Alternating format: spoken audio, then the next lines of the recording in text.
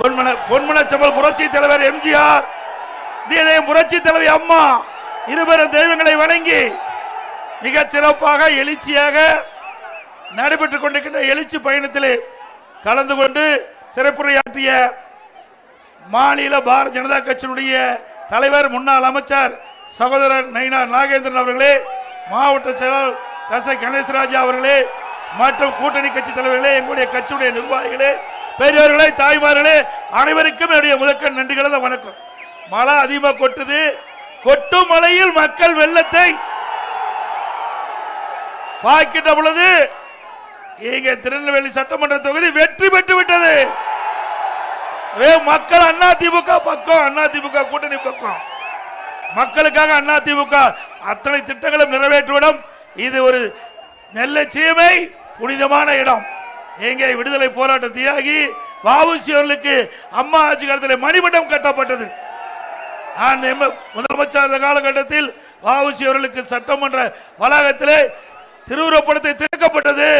இன்னும் பல திட்டங்கள் கொண்டு வருவதற்கு அதிமுக ஆட்சி உங்களுக்கு துணை நிற்கும் என்ற இந்த நேரத்தில் தெரிவித்து, திமுக ஆட்சியில் சட்ட ஒழுங்கு அடியோடு சீர்கட்டு விட்டது. இன்றைக்கு திராவிட முன்னேற்ற கழக தலைவர் ஒரு அறிக்கை வெளியிட்டிருக்கிறார்.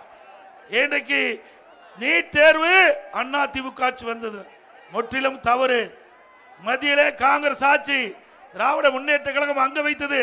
அந்த காலகட்டத்தில் தான் நீட் தேர்வை கொண்டு வரப்பட்டார்கள்.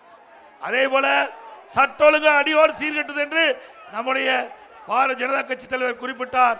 இன்றைக்கு அனைத்து இந்திய அண்ணா திராவிட முன்னேற்ற கழகத்தை பொறுத்த வரைக்கும் மக்களுக்கு என்ன தேவையோ அதை நிறைவேற்றிய தீர்வோம் நேரத்தில் தெரிவித்து, விலைவாசி உயர்வு, இன்றைக்கு கட்டுமான விலை உயர்வு, அது மட்டுமல்லாம அனைத்து இந்திய அண்ணா திராவிட முன்னேற்ற கழக ஆட்சியில் கொண்டு வரப்பட்ட பல திட்டங்கள் இந்த ஆட்சியிலே நிறுத்தி வைக்கப்பட்டுகின்றன.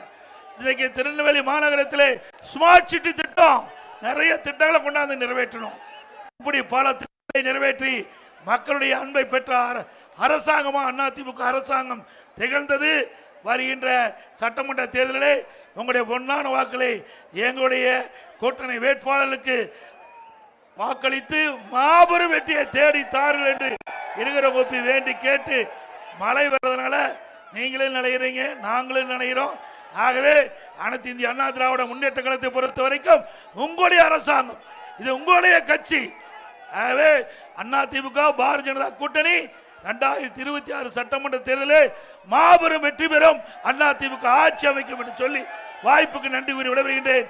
நன்றி, வணக்கம்.